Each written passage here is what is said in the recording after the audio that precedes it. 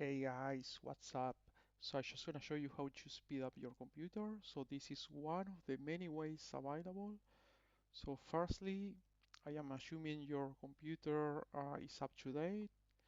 There is no pending updates, and I am assuming as well you have restarted your computer.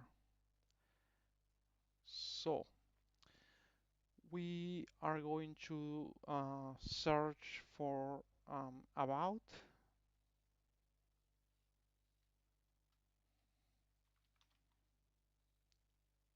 So click about your PC, and then I just want you to click where it says Advanced System Settings. So now guys, let's go to Performance, Settings, and let's adjust for best performance.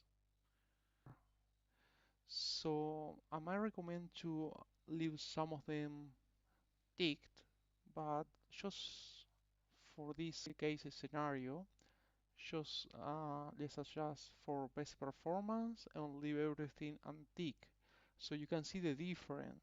Okay, let's click apply,